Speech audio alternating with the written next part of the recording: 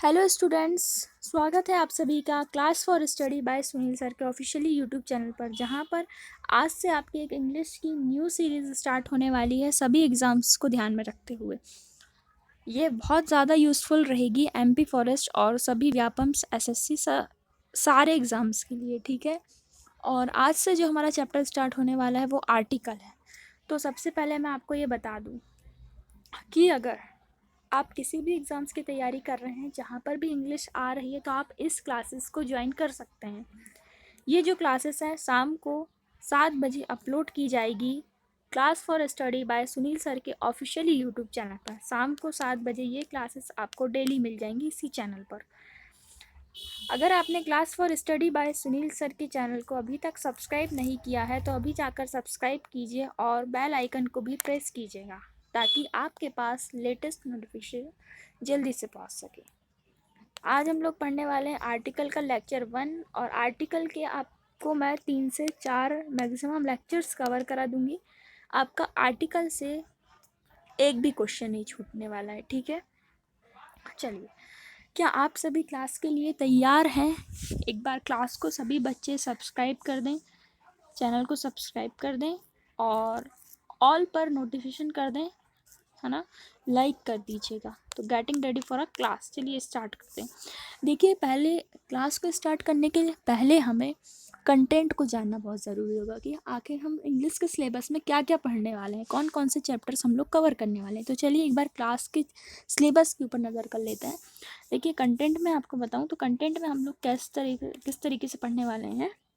देखिए, सेक्शन 1 हम लोग पढ़ने वाले हैं। मैंने इस क्लास इंग्लिश के जो सिलेबस को मैक्सिमम 4 सेक्शंस में, मिनिमम 4 सेक्शन में डिवाइड की हूँ। तो चलिए एक बार शुरुआत करते हैं बढ़िया तरीके से। सेक्शन 1 में हम लोग पढ़ने वाले हैं article, noun, pronoun, adjective, preposition, conjunction, verb, और वर्ब के अंदर आ जाएगा हमारा जेरेंट, पार्टिसिपल और इन्फिनेटिव वगैरह, ठीक है।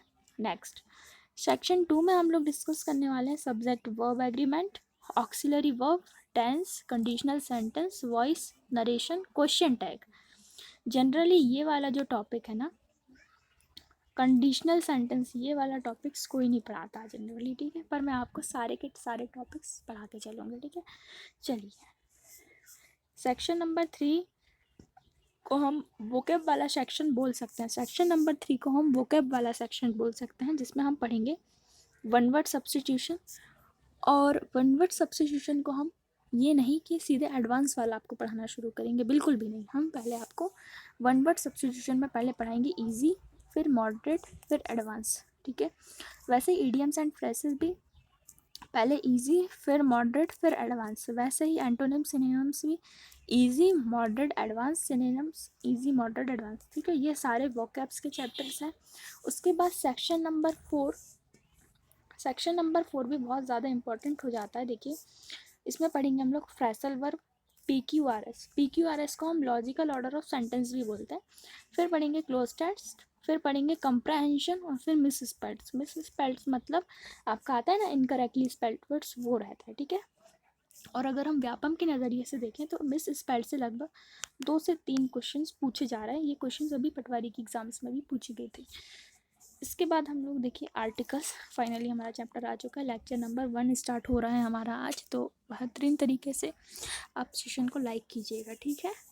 और अगर आप ये क्लासेस को देख रहे हैं तो कोशिश कीजिएगा कि आप हेडफोन या ईयरफोन वगैरह लगा के देखिए, है ना। मेरा माइक थोड़ा सा प्रॉपर तरीके से वर्क नहीं कर रही है। चलिए, आर्टिकल देखिए, आर्टिकल बेसिकली आता किसके लिए? आर्टिकल आता है नाउन्स के लिए। अगर नाउन है तो आर्टिकल आएगा, वरना आर्टिकल की कोई नीड नहीं है। आर्टिकल्स नाउन के लिए आते हैं। देखिए, यहाँ पे लिखा article use before nouns. Articles कितने टाइप के होते हैं? आर्टिकल्स 2 टाइप्स के होते हैं। आर्टिकल्स 2 टाइप्स के होते हैं। जनरली हम बच्चों से पूछते हैं कि आर्टिकल्स कितने टाइप्स के होते हैं, वो बोलते हैं 3 टाइप्स के होते हैं। गलत है, आर्टिकल्स 3 टाइप्स के नहीं होते। क्वेश्चन गलत है। आर्टिकल्स होते हैं 2 टाइप्स के। बोलते हैं 3 टाइप्स के होते हैं, ए एंड द। वो ए एंड द नहीं, वो ए एंड एक ही आर्टिकल और द अलग है, ठीक है। द जो होता है वो डेफिनेट आर्टिकल होता है, ए एंड जो होता है वो इनडेफिनेट आर्टिकल होता है। देखिए, आर्टिकल क्या होते हैं? अंग्रेजी व्याकरण के अंतर्गत ए एन और द को आर्टिकल्स कहा जाता है। इनका प्रयोग नाउन से पहले या नाउन को सीमित करने या परिभाषित करने के लिए किया जाता है। ये एडजेक्टिव्स हैं और मॉडर्न इंग्लिश में हम इन्हें डेटरमिनर्स के रूप में भी जानते हैं। ठीक है, डेटरमिनर्स और आर्टिकल्स या एडजेक्टिव बात एक ही है ना, इनका यूज़ थोड़ा सा अलग हो गया है। चलिए देखिए यहाँ पर डेफिनेट आर्टिकल। डेफिनेट आर्टिकल दा जो रहता है वो डेफिनेट आर्टिकल होता है ना। दा का प्रयोग नाउन की निश्चित स्थिति को बताने के लिए किया जाता है, जिससे नाउन का प्रयोग स्पष्ट हो जाता है। एग्जाम्पल देखिए, एग्जाम्पल की मदद से आपको समझाने की कोशिश करती हूँ। एग्जाम्पल देखिए, यहाँ पे लिखा गया है I will pick him up at the airport. इसका मतलब है मैं उसे हवाई अड्डे पर लेने आऊँगी। ठीक है, अब यहाँ पर ये जो सेंटेंस है ये निश्चितता का बोध करा रहा है कि मैं उसे हवाई अड्डे पर लेने आऊँगी, इसलिए हमने यहाँ पर जो अगर आप देखेंगे तो मैंने द एयरपोर्ट लिखी हूँ। ठीक है, अब मैंने यहाँ ए एन क्यों नहीं लगाया? अब ऐसा तो होगा नहीं कि मैं उसे एक एयरपोर्ट से पिक करने आऊँगी, ये तो गलत हो जाएगा ना, इसलिए मैंने ये जो सेंटेंस है ये निश्चितता का बोध करा रहा है। ठीक है, चलिए अच्छा दा का प्रयोग कहाँ करेंगे हम? ये जो दा है देखिए, आप सीधा सा मतलब जानिए, वह जो उस उसे, वह जो उस उसे, और वो भी आ सकता है। ठीक है, वो भी लिख लीजिएगा आप। वह जो उस उसे, अगर सेंटेंस में इन सब का बोध हो तो हम दा का जनरली वहाँ पर यूज़ करते हैं। कैसे? देखो एग्जाम्पल देखो, do you like the man who comes here daily? क्या आप उस आदमी को पसंद करते हो जो यहाँ रोज़ आता है? क्या आप उस आदमी को पसंद करते हो जो यहाँ रोज़ आता है? तो मैंने यहाँ पे क्या सेंटेंस में आया, देखो यहाँ पे आया उस, और उसके लिए मैंने बोली हूँ कि दा, इनमें से कोई भी वर्ड आ जाए सेंटेंस में तो उसके लिए हम दा का यूज़ करेंगे। तो do you like the man, दा का मैन क्यों आया?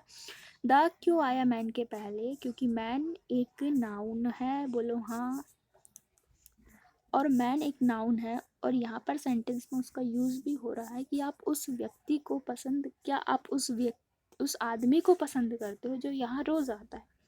तो दा का इन द सेंस ऑफ उसका यूज़ हो रहा है, इसलिए हमने यहाँ दा का यूज़ किया है। देखिए ए एन का यूज़ कहाँ करेंगे हम लोग? ए एन का हम लोग यूज़ कहाँ करेंगे? इनका प्रयोग किसी नाउन की स्थिति को अनिश्चित बताने के लिए किया जाता है। I bought an ink pot, I bought an ink pot मतलब मैंने एक दवात, I bought an ink pot मतलब मैंने एक दवात खरीदी। ठीक है, मैंने एक दवात खरीदी, I bought an ink pot.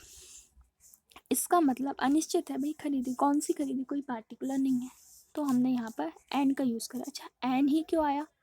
एक क्वेश्चन है कि अच्छा एन ही क्यों आया? यहाँ पर ए भी तो आ सकता था ना। एक बात बताइए, क्या यहाँ पे ए नहीं आ सकता था? एन ही क्यों आया? तो इसका देखिए इंक पॉट, देखिए इंक पॉट का जो उच्चारण है वो हम लिखेंगे इंक पॉट। इंक पॉट का उच्चारण हम इस तरीके से लिखेंगे। तो ध्वनि कौन सी आई? ई, और ई क्या है? ई स्वर है। स्वर से पहले हम जनरली एन का यूज़ करते हैं और व्यंजन के पहले ए का यूज़, है ना, तो इसलिए हमने यहाँ पे एन का यूज़ किया है। ठीक है, इसलिए हमने यहाँ एन का यूज़ किया है। अच्छा ए और एन, ए और एन इनका यूज़ कहाँ करें? अगर किसी भी सेंटेंस में एक, कोई, प्रति, किसी या प्रत्येक का बोध हो तो हम in the sense of a an का यूज़ करते हैं, है ना। जैसे example, I saw a man, I saw a man, मैंने एक आदमी को देखी, मैंने एक आदमी को देखी। अब मैं ऐसे तो नहीं बोलूँगी आई सॉ वन मैन, ये तो पूरा एक आदमी हो जाएगा, नहीं, मैंने बोली कि आई सॉ अ मैन, मैंने एक आदमी को देखी, है ना। या ऐसा भी हो सकता है मैंने कोई आदमी को देखी, मैंने कोई आदमी को देखी। तो देखो इन द सेंस ऑफ, ये वाले सेंटेंस में कोई का भी बोध हो रहा है, एक का भी बोध हो रहा है, इसलिए हमने ए लगाया। अच्छा एन क्यों नहीं लगाए? एन भी तो आ सकता था, पर एन नहीं आएगा क्योंकि जब हम मैन का उच्चारण करेंगे, देखना अगर मैं मैन का उच्चारण करूँ तो मैन में हम इस तरीके से लिखते हैं मैन। ठीक है, मैन, तो मैन में देखेंगे तो मैन में ये जो है ये व्यंजन है, माँ क्या है? माँ एक व्यंजन है, है ना। तो माँ एक व्यंजन है और व्यंजन से पहले क्या आता है, ए आता है, इसलिए इस सेंटेंस में ए का यूज हुआ है। चलिए अब देखते हैं use of indefinite articles a और एन। अब हम लोग इनका यूज देखते हैं कि इनका यूज कैसे होता है। ठीक है, अगर आप किसी भी प्रकार का कोई सुझाव देना चाहते हैं क्लास के रिगार्डिंग तो आप कमेंट बॉक्स में अपना सुझाव दे सकते हैं। ठीक है, ए और एन का प्रयोग सामान्यतः ध्वनि यानी साउंड के आधार पर निश्चित किया जाता है। कहाँ पे ए आएगा, कहाँ पर एन आएगा, ये उस वर्ड पे निश्चित होता है कि उसकी साउंड कैसी है। अगर वह स्वर वाला साउंड दे रहा है तो इन द केस ऑफ हम वहाँ पर एन का यूज़ करेंगे, और अगर व्यंजन वाला साउंड दे रहा हो तो हम वहाँ पर ए का यूज़ करेंगे। जैसे देखिए यूज़ ऑफ ए, इसका प्रयोग यानी कि ए का प्रयोग उन शब्दों के पहले किया जाता है जो किसी कॉन्सोनेंट से शुरू होते हैं। जैसे कि देखिए अ बोट, अच्छा मैंने यहाँ अ बोट लिखा हुआ है, ध्यान से समझिएगा, यहाँ अ बोट लिखा हुआ है, मैंने यहाँ पे एन बोट क्यों नहीं करी। मैं यहाँ पे एन बोट भी तो कर सकती हूँ, पर मैंने एन बोट क्यों नहीं करी। देखिए अ बोट, अब मैं अगर इस वाले सेंटेंस को देखना है हमें, ठीक है, जो ए से बाद में लिखा हो उस सेंटेंस के आधार पर ए एन आएगा। बोट क्या है, बोट एक नाउन है, हाँ या नहीं। तो बोट की ध्वनि कैसी है, देखिएगा बोट, बोट को मैं लिखूंगी जब बोलेंगे हमें तो बा आएगा। बा क्या है, बा व्यंजन है, इसलिए यहाँ पर ए आया है। पेन, पा से शुरू हो रहा है, ध्यान देखिएगा, ध्यान दीजिएगा, पा से शुरू हो रहा पेन। कोट, कोट का से शुरू हो रहा है। काइट, काइट का से शुरू हो रहा है। ये सारे के सारे व्यंजन हैं और व्यंजन के पहले ए आता है, व्यंजन मतलब consonant. Use of article a का यूज़ कहाँ करेंगे, ये ज़रा सोचने की बात है। हम कंफ्यूज हो जाते हैं कि ए का यूज़ कहाँ करें, एन का यूज़ कहाँ करें। ये मैंने बहुत अच्छी तरीके से आपको बता दी हूँ। चलिए देखिए, इसका प्रयोग उन शब्दों के पहले किया जाता है, किसका, इस एन का। एन का प्रयोग उन शब्दों के पहले किया जाता है जो किसी वॉल्स से शुरू होते हैं, जिनका उच्चारण कॉन्सोनेंट्स का साउंड देता है। मतलब साउंड तो हमें कॉन्सोनेंट का मिलेगा, लेकिन शुरुआत उस सेंटेंस की वॉवल से होगी। देखिए एग्जाम्पल, ठीक है, एग्जाम्पल देखिए, एन का प्रयोग शब्दों के पहले किया जाता है जो एच से शुरू होता है, लेकिन एच एक साइलेंट साउंड देता है। देखिए ये वाला मैं इसका एक एग्जाम्पल दे देती हूँ आपको, देखो एग्जाम्पल रह गया इसका। यूज़ ऑफ ए का यूज़, इसका प्रयोग उन शब्दों के पहले किया जाता है जो किसी वॉवल से शुरू होते हैं लेकिन साउंड कॉन्सोनेंट का देते हैं। मैंने बोली, देखिए या मैंने बोली आ यूनिवर्सिटी, मैंने बोली आ यूनिवर्सिटी, तो ये देखिए यू से शुरू हो रहा है लेकिन ये साउंड यू का दे रहा है। हिंदी में देखना, हिंदी वाली भाषा में जाना है, यू का दे रहा है इसलिए हमने यहाँ ए लगाया। ये सेंटेंस यही कह रहा था। ठीक है, चलिए अगर कोई भी शब्द एच से शुरू हो और एच एक वहाँ पर साइलेंट साउंड देता हो, अगर कोई भी वर्ड एच से शुरू हो और एच वहाँ पर साइलेंट साउंड देता हो और शब्द का उच्चारण जो है वो वॉवल से होता हो, तो हम उस केस में एन का यूज़ करते हैं। देखिए एग्जांपल, ये देखिए ये सेंटेंस एच है, एच से शुरू हुआ, एन ऑनेस्ट, ये सेंटेंस तो एच से शुरू हुआ लेकिन उच्चारण किसका दे रहा है, स्वर का, ऑनेस्ट। हम इसे क्या बोलेंगे, हम इसे बोलेंगे ऑनेस्ट। ये हमने यहाँ पर एन का यूज़ किया है। वैसे ही देखिए नेक्स्ट, यहाँ पे देखिए एन ऑनरेबल मैन, ये क्या है, एच से शुरू हुआ लेकिन उच्चारण किसका दे रहा है, ऑनरेबल, ऑनरेबल मैन दे रहा है। ठीक है, इसलिए हमने यहाँ पर एन का यूज़ करे हैं। ठीक है, वैसे ही देखिए एन, इसको हम हॉवर नहीं कहेंगे, हॉवर नहीं कहेंगे, हॉवर गलत हो जाएगा, इट्स और है वो। ठीक है, और एन और, ठीक है, एन और, तो एन और एच है लेकिन साउंड किसको, साउंड पे जाना है, साउंड पे जाना है, वर्ड्स पे नहीं जाना है ना। एन एयर, ये देखिए ये वाला साउंड पे, ये वाले क्वेश्चन पे जनरल बहुत बच्चे कंफ्यूज होते हैं। ये इस टाइप का लिखा है, ये एयर है ना, ये लिखा गया है, ये इसको बच्चे पढ़ते हैं ये हेयर है, हेयर, और हेयर देख के फिर इस केस में हम ए का यूज़ कर देते हैं जो कि सरासर गलत है। ये एयर नहीं है, ये है एयर। ये क्या है, ये एयर है, ये क्या है, हाँ जी क्या है, ये एयर। एयर के लिए हम एन का यूज़ करेंगे। बहुत बढ़िया। चलिए, यूज़ ऑफ एन। एन का यूज़ कहाँ करेंगे? अच्छा, यदि शब्द के उच्चारण में आ से आहा तक, आ से अगर आहा तक आपको कोई भी मिल रहा है तो ये क्या रहते हैं? आ से आहा तक ये रहते हैं हमारे स्वर, और का से ज्ञा तक जो रहता है वो हमारे रहते हैं व्यंजन। तो आ से अगर आहा मिल रहा है, आप एक ही आपके पास टेक्निक है कि आप ए का यूज़ कहाँ करेंगे, एन का यूज़ कहाँ करेंगे। तो आपके लिए यही है कि आप आ से आहा तक अगर बोलने में कोई साउंड आ रहा है तो उस केस में हम एन का यूज़ करेंगे। और का से ज्ञा तक, अगर का से ज्ञा तक कोई भी साउंड आ रहा है बोलने में तो हम उस केस में ए का यूज़ करेंगे। जैसे एन एरोप्लेन, एन क्यों लगाए? क्योंकि एरोप्लेन हम जब बोलेंगे तो ए आ रहा है और ए इनके बीच में आता है। एन अमेरिकन, एन क्यों लगाए? क्योंकि अमेरिकन आ रहा है तो आ इनके बीच में आता है।